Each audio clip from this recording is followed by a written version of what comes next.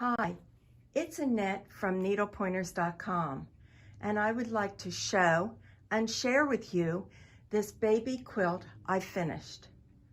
My daughter and I were enjoying a day quilt shop hopping. At one quilt shop, I spotted this center main Woodland Forest panel with the soft neutral colors, along with a panel featuring 8 related animal blocks with encouraging words.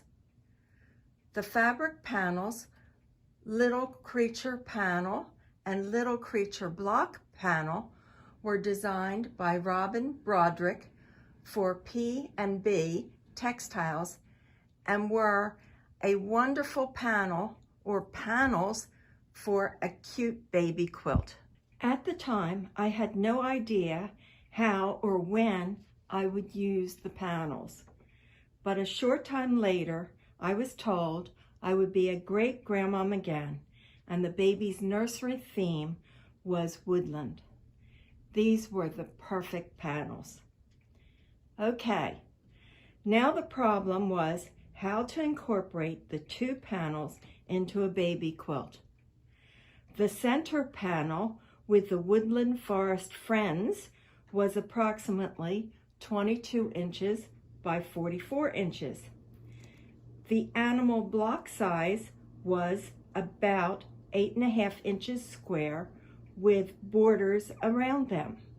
Wanting to use most of the main panel, I designed an idea on paper.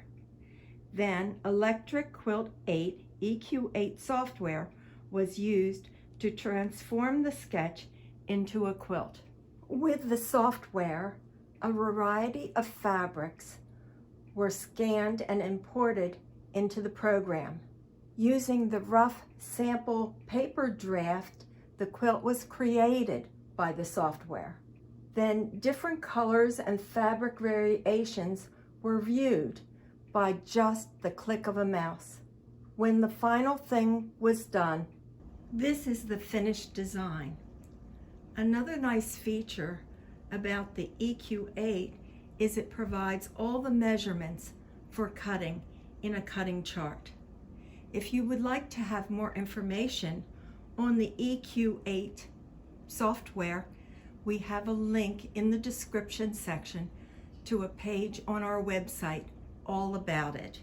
After piecing the top, it was time to machine quilt it.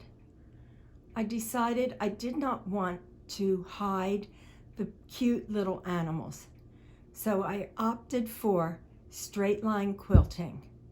As you can see, I did lines going up in the panel section or the main panel section where there were 2 lines close together with a space in between and 2 more lines.